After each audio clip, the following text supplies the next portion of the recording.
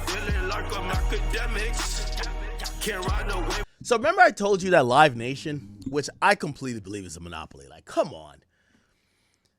If you don't know what a monopoly is, like, so there are antitrust laws on the book that says, you know, there has, in this capitalistic society we live in, there has to be competition in every pretty much, you know, field or and a place where business is being taken advantage of. Why? Well, it benefits the consumer, right?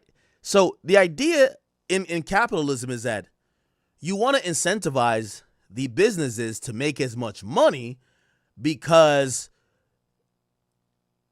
that competition is going to breed better products, but you don't want them to be too, you know, controlling, because when lack of options exist, people just only have one place to get their items or whatever from. So you want a healthy competition, but you want people to be incentivized that they should get better, do more to gain as much money, right? So because of that, there are anti-monopoly laws on the books. Why? If I could ban everybody from selling water, right? And I'm the only one that sells water. Well, why do I have to sell water for $5? I could then sell a case of water for $50, $1,000, whatever I want to choose.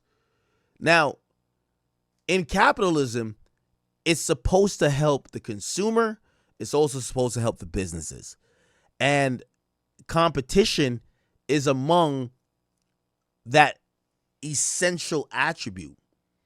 So what ends up happening is that most of these successful companies, they flirt with being right next to it. Let's say,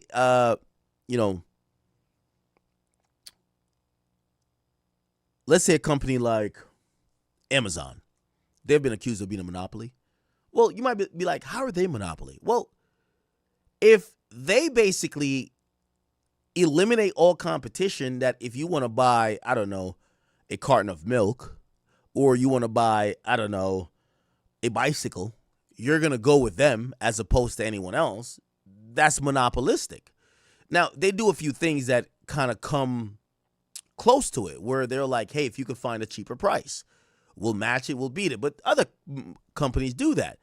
Now, what they also do is like these interesting tactics where not only will they attack name brands, they'll attack other companies that might be even local. Say there's a local company there, be like, hey, we could do it for this. They'll be like, hey, we'll take a loss. And that's been historically their thing. We'll lose money trying to gain your love over the local company that can't afford to lose money. So they basically eliminate competition by in an unfair way, so to speak, because it's kind of odd. And this is why, like, you know, they still exist and, you know, they've been still doing good, is because they fight these things. They're like, well, I thought y'all said the monopoly was to make the consumer get the best deal. We're giving them the best deal. But it's also at the expense of other companies that can't survive after they're flooding the market with stealing all the customers. So it becomes really interesting. And then, you know, you have the Justice Department through their regulators and, you know, whatever. They have to kind of figure out what is a monopoly and what is like doing too much versus what is fair, right? Like, put it like this. If Apple made it where if you got a phone, it had to be an iPhone, they have a monopoly on phones, right?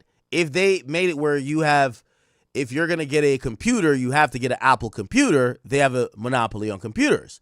So what they do is they kind of dominate everything, but they kind of leave like that little slither of, oh yeah, you could get a different option for just more money and you're not cool, you're lame to have something else. That's their thing. So anyway, since I've kind of, you know, in a roundabout way explained what monopolies is, Live Nation is one of the biggest monopolies that exists.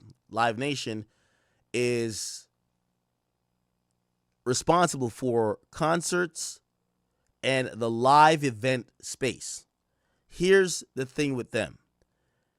It becomes problematic because they have bought up and they own every facet of that, and they force people only to fuck with them. That's why people think it's monopolistic. I'll give you an example.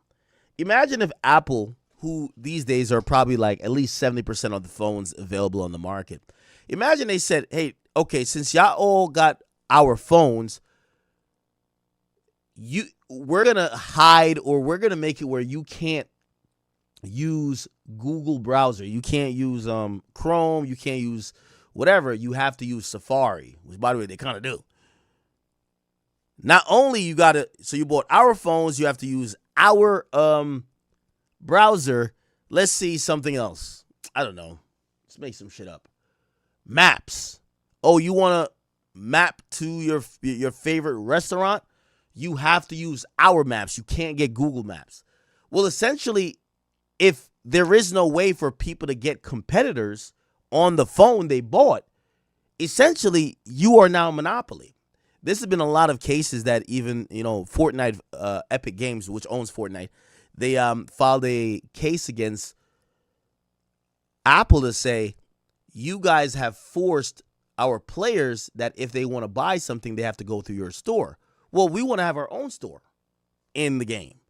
And essentially they've said, no, if something's going to get bought on our devices, it needs to go through our stores and our payment processes. What does that mean? They get 20 or 30%. Okay.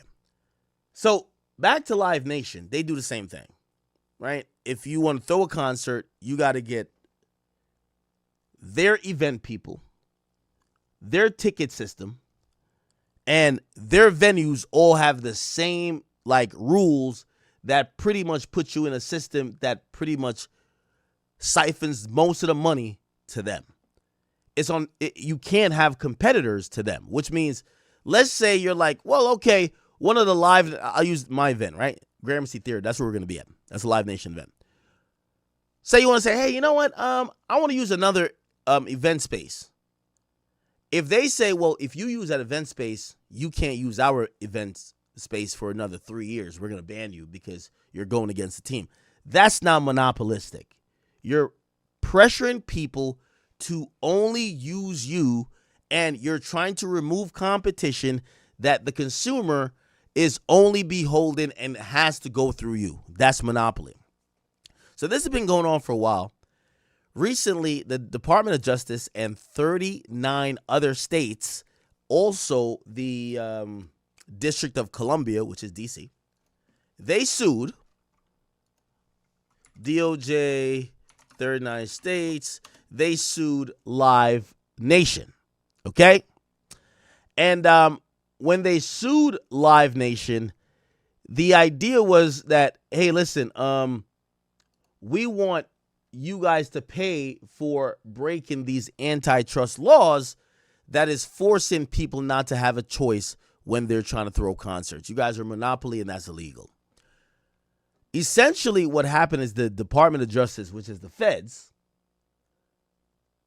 have settled, which this is crazy. They have settled mid-case.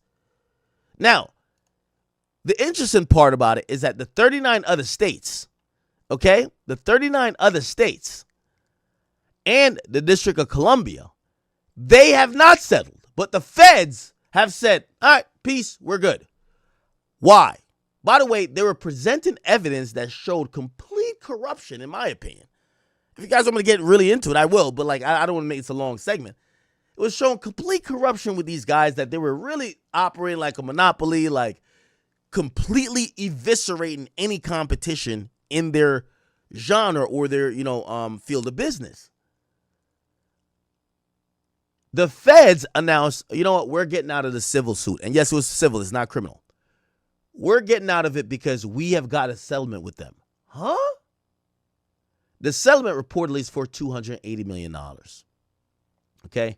So the settlement, Live Nation settlement, $280 million. So they agreed to pay the feds a $280 million bill, right? Let's see if we can find it. Hold on. 280. Ticketmaster will divest 13 amphitheaters. Okay, so here's the agreement. Ticketmaster will provide a standalone ticketing system that allows third-party companies. So that was the problem. SeatGeek and StubHub, they couldn't compete with Ticketmaster because Ticketmaster got all the tickets for every event.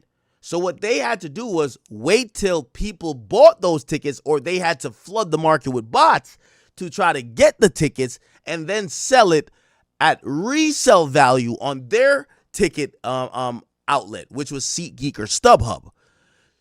The argument was, if there's some tickets available, why does it have to go to Ticketmaster? Why can't everybody be openly accessible to it? Well, Live Nation used to say, well, we own Ticketmaster, so they get it all. Which now, so you own the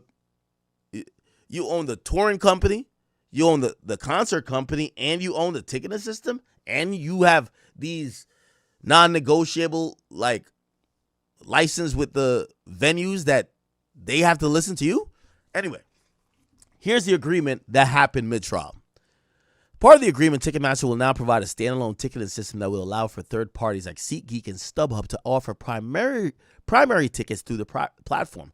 The senior justice official described this as open sourcing their ticket model. Ticketmaster will also divest up to 13 amphitheaters, which, by the way, do you know how many venues they own? So divest means, they're going to split apart or allow other people to get into them. Let's figure out how many amphitheaters Ticketmaster amphitheaters. How many? Let's just see. How many do there? Ticketmaster, Live Nation, well, they control over 260 to 460. Look, this is the sweetest settlement. This is why it says money talks, bullshit walks. They own 260 to 460. Just call it 400. And a settlement, they got to divest is 13 of these. What? 13 out of 400. Jesus Christ. So they got to divest 13 amphitheaters and reserve half of the tickets. So reserve 50% of tickets for non-exclusive venues and cap ticket servicing fees at 15%. And they got to pay $280 million. I know you might be like, oh, $280 million, that's crazy. $280 million is 4 days of their operating revenue. Look, $280 million for look. The settlement, I ain't gonna lie, this is crazy. They said it was time to move on, right? So they settled the case mid-trial. They said it dismissed DOJ's monopoly claims, and the blog post was subsequently removed days later. It says Live Nation's reported settlement amount is $280 million. It's the equivalent of 4 days. Just 4 days. Think about this. So 13 venues out of 400. 4 days of revenue. What? Of course, they're going to still be a monopoly. Duh. The reported settlement does not appear to hold any specific or explicit protections for fans, artists, or independent venues. Reported details. Yo, it's horrible. Okay. All right. So that's the thing that's kind of happening now. And essentially, if you are a concert promoter, if you are an artist, essentially, they're going to make it so hard for you to find fair competition. You're just going to go to Live Nation no matter what. Live Nation has showed us that they will pay the bill. And even if they, quote unquote, take a L, it's a minor L for them to continue being the behemoth of the industry. So the settlement happened. And because it was DOJ plus 39, or actually 40, but 39 states and, the District of Columbia, which is 40 in terms of the other people, essentially, they're trying to say, look, some of the 30, they're expected to continue pursuing the case. New York's Attorney General, which they're going to matter a lot. You know why? Said the settlement fails to address the monopoly at the center of this case, adding that we will continue our lawsuit to protect consumers. New York gets it the worst because they have all exclusive contracts with all the biggest venues that charge the biggest prices in the entire country, which is New York City. So if the feds fell back, the states still got to fight. In a post on X, Cali Attorney General says a bipartisan group of attorney generals will continue this fight and get a better deal for consumers. So they're saying the feds, which is so crazy. And I want to be honest what this means. It means that Trump, DOJ, said, okay, we'll just take this, we'll let it go. Why do you think that? There's something there with Trump's DOJ that let these guys off basically with a little slap on the butt. And unfortunately, it shows that as much as we voted for Trump or whatever, this nigga's down to let Live Nation just keep pillaging all the fans. It's now the states that have to fight for this because the feds have said, peace out, we good. We straight with this shit. We good. So now the states have to fight for their own. And by the way, if one of these states aren't the state you live in, you're fucked because the feds already got out. They're like, 280 million, we're good. So due to the substantial prejudice caused by the settlement and the District of, the Department of Justice abrupt exit after taking a deal or after taking a lead role, they want a mistrial. So they're saying, the person who was the lead prosecutor or lead defense attorney or prosecutor actually in this, or plaintiff, not prosecutor. They want they took a deal. We want a mistrial. Settlement talks appears to have intensified since January and come together without states' participation. In a court filing, the head of the Antitrust Division for New York Attorney General's office said she was informed by the DOJ that it sent an initial response to a proposed deal terms the government had received from Live Nation last month. So Live Nation made their own. It's like doing some shit wrong and make your own punishment. You know what? I'll stay off social media. I'll pay out $1,500. They made up their own penalty. Last month, they convened a call with the states to discuss the agreement, though the states weren't apprised of the details. So they talked to the states about the details but the settlement, but they never told them what it was going to be. I did not receive any information about a potential settlement from the United States or the defendants during the month of February, she wrote. During that time, New York and other plaintiffs continued to prepare for trial. On March 2nd, they indicated that the lawyers representing the states that a settlement wasn't near. So it looked like the feds lied to the states. A deal was reached in principle later that week. The government had set a March 6th deadline to join the deal. Now, the judge was the same judge for Diddy. His name is Arun Subramanian. In court, he was even mad. Even the judge is mad about this. Look, the judge is mad. This is what the judge said. It shows absolute disrespect for the court, the jury, and this entire process. Because they sat and did all the motions going into this. And once the trial started and shit started getting ugly, now they did a settlement. And the judge is saying, you guys disrespected us as the court because you guys could have came to this deal before and you dragged us into it just for, public scrutiny or pressure. And now y'all come in with a deal. So he didn't like it. It showed disrespect for the court.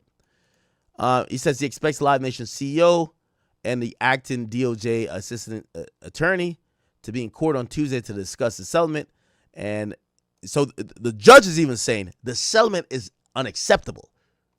The notion of the settlement began to seem more likely in the weeks leading up to trial after the Gail Slater stepped down from her post. Live Nation was reportedly talking with other DOJ officials outside the antitrust divisions looking to settle, though the case proceeded after Subramanian denied Live Nation's motions to dismiss the case last month, while cutting out some claims to narrow the suit. After the decision, Live Nation executive, president of corporate and regulatory affairs, had penned a blog post saying it was time to move on from this case, arguing that the cuts dismissed the DOJ's monopoly claims. The blog post was subsequently removed. Critics of Live Nation voiced disappointment in the settlement, with the National Independent Venue Association executive director Stephen Parker calling the move a failure of the justice system. Live Nation reported the settlement amount to be $280 million. It's the equivalent of 4 days of their revenue. That's absolutely insane. Wow. So Live Nation is still going to continue to be a monopoly, and they gave up $280 million, which is 4 days of revenue, which is crazy. Let me see if I can find any news report of it today that might give us a little bit more detail, but it's kind of sad. Here we are. Is it Live Nation has reached a surprise settlement? Let me go with this. Right, and it's changing by the minute, by the way. I keep seeing new reports with new details. Okay, I'll just go with the news one. Live Nation has reached a surprise settlement in its antitrust case with the Justice Department, successfully allowing the concert giant to avoid a breakup with Ticketmaster. Now, a senior justice official. Now, the idea was to force these two to separate. Live Nation owns Ticketmaster.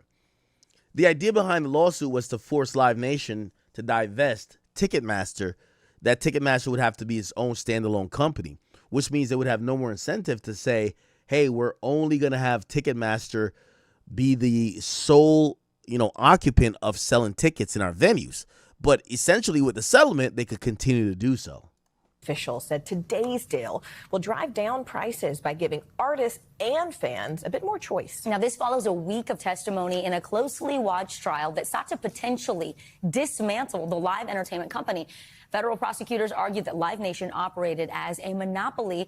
Live Nation denied any wrongdoing. NBC News business and economy reporter Ali Canal has been following this and joins us now. So let's talk about the terms of this deal, when it was reached, and how does it address the key concern here that Live Nation and Ticketmaster were really dominant in this space? Well, the biggest takeaway here is that Live Nation avoided its worst case scenario, which was a full company breakup. Now, what this settlement does is it attempts to address certain practices of the company. So here's what we know so far. The Ticketmaster will have to open parts of its ticketing system so rival companies like SeatGeek, like StubHub, they can sell primary tickets through the platform. The company is also required to divest up to 13 amphitheaters and reserve half of tickets for venues that are not locked into exclusive deals. So there is still that level of exclusivity, just a bit more limited in scope. A senior justice official on a background call with reporters said the DOJ was excited about this deal.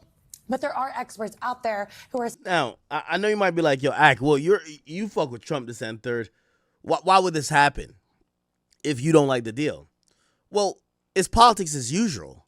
So when it comes to things like this, there's a lot of lobbying and things like that happen, right? Remember, this is not a criminal case, right? Like, no one's going to go to jail. And even, as we think about this idea of Live Nation being forced to not have this monopoly by owning Ticketmaster, the stakes weren't that high. And when you have lobbyists that you're paying millions to, they could help influence the Department of Justice to say, hey, listen, give them a break, right? It's a reason why you see Apple and everybody else giving Trump all these gifts, right? Like, they're not giving Trump gifts because they fuck with Trump. When Trump wasn't president, or when he was running like 4 years ago and he was like banned from everywhere, they were like, fuck him. But at the end of the day, this is what politics is. You start greasing the palms of the people in power and you get what you want. So I think lobbyists and other people have probably been in place, especially for Live Nation is a multi-billion-dollar company. It's incentivized for them not to break up. So they probably start doing what they had to do to the Justice Department. Said, okay, listen, this is what you need to give us, and we'll just fall back. And remember, this entire thing, the Justice Department took the lead. Saying this doesn't fully change the landscape when it comes to the power that Live Nation has within the live entertainment business. You've talked about divestment and exclusivity and even power more generally, but what about the prices? What does this mean for the prices, not only for the fans, but also for the artists? Right, and that's the big question here. I think when it comes to consumers, what we could see when we're looking at these ticket prices, the impact could be modest. However, a lot of what we see when it comes to these higher prices doesn't have anything to do with this Live Nation Ticketmaster merger. It has a lot to do with the... Now, here's the thing. And I know you might be like, well, how do you know? Well, so Live Nation, their antitrust case was a civil case.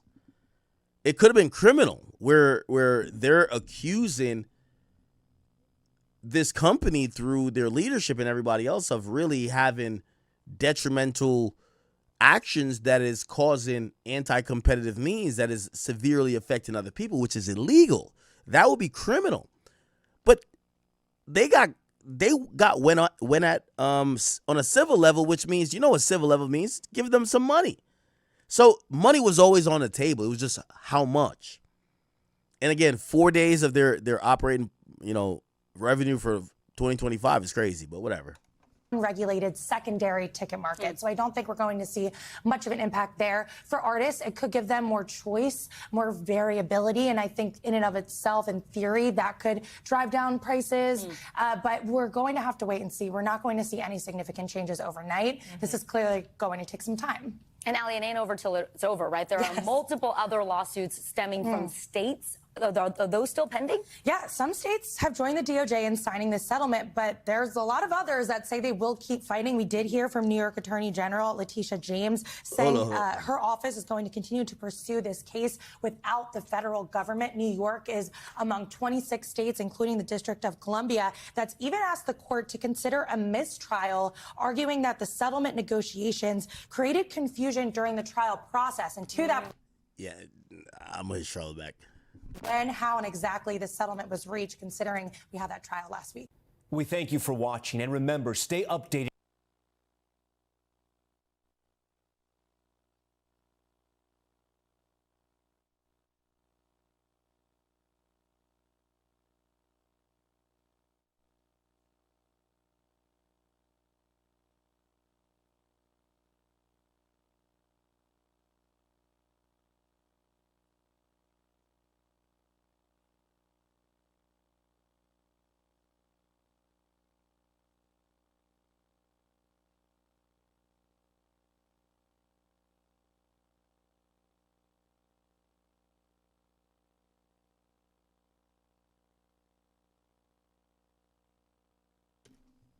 Oh, my bad.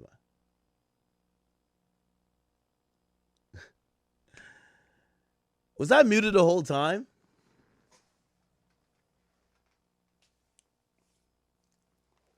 Okay, what did y'all hear? Oh my God, what did y'all hear, man?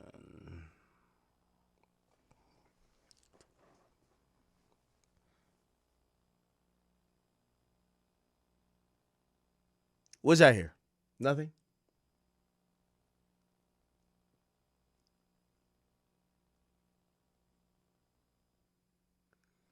Y'all heard nothing? Oh my God. I don't know. Okay. Anyway, so Charlamagne just called me, and that's why I think I muted. I told him I was on stream, and I said, "Do you want me to call you back later?" He says yes. So now I'm gonna call Charlotte after stream. By the way, we're not beefing. I hope you guys know this, right? I feel like I'm kind of like very clear. I do think Charlotte loves Roc Nation. That's a fact, in my opinion. But his Netflix situation, I completely understand. I think he's just keeping it 100 with the audience. Like, it is what it is, bruv. We all did them deals. We all did it. Okay. Okay. Now, let me just kind of finish this topic up. And by the way, I might have to call Charlotte tomorrow because, like, I don't know if I'm getting off stream. Well, y'all will kill me if I get off stream like, oh, I got it. So, but I'll call him. Here's the thing. Let me just finish this topic. I don't really have a horse in the race when it comes to Live Nation, but I despise it. I really don't like it. I'm going to tell you why I don't like it. It doesn't protect the two people who I think should be protected. Artists and most importantly, the fans. So fans complain about some of these things where they're like, hey, we can't even buy tickets anymore. Because there's a million bots who are buying them because they're trying to establish a secondary market because these companies, they don't even have a fair shot at even selling tickets. So if someone likes Taylor Swift or likes someone else, they're going to get upsold like 300 times because you're creating so much demand because you guys are forcing the tickets to be certain ways. Then also when you force it to only be a Live Nation ticket in situation, it becomes so complicated. I'm going to tell you how it becomes complicated. Well, so Live Nation selling tickets, but they're like, hey, if you're a Chase Bank member, you get this exclusivity. Huh? So not only I got to fuck with Live Nation, I got to fuck with Live Nation and I have Chase Bank. Well, if you're a Verizon member through Ticketmaster, you could get this. So basically, they have like now promoted and like gotten 10 other bags off of you buying tickets. Then by the time you get the ticket's sold out already, unless you have a bot that's waiting in some queue. And then by the time you get it's overpriced. It's horrible. It doesn't help the consumer. It upcharges you and it really just runs your pocket. It's really disgusting. I don't like it. I really don't like it. I don't like it for the consumer. And I definitely do not like it for who do I don't like it for? I don't like it for the artists either. Because here's the thing. Remember what I told you about this idea about like, Le Bebe or even Rod Wave is like the moment they realize you don't have a choice, they treat you like whatever. And that's the problem. So the government taking $280 million, I'm pretty sure they're going to be like, hey, we're putting this into this and put that into that, and we've gotten some type of sizable change. But the idea is that if you took 4 days of revenue from them for a year, what about the other 361 days? And they've been doing this shit for like a decade. Okay. If you then be like, oh, no, you know what? We're going to deal with all of these things by divesting some of these, amphitheaters. Well, how many? 13. Okay, so how many else venues and shit like that you own? 400. What? So, like, this hasn't affected them 1%. Not even, well, definitely not 10%, but really, I want to say 1%. I don't like it at all. I'm telling you right now, I don't like it. I just don't like it. But who cares what, the consumer, you or me, thinks? It's fuck it, I guess, right? Fuck it.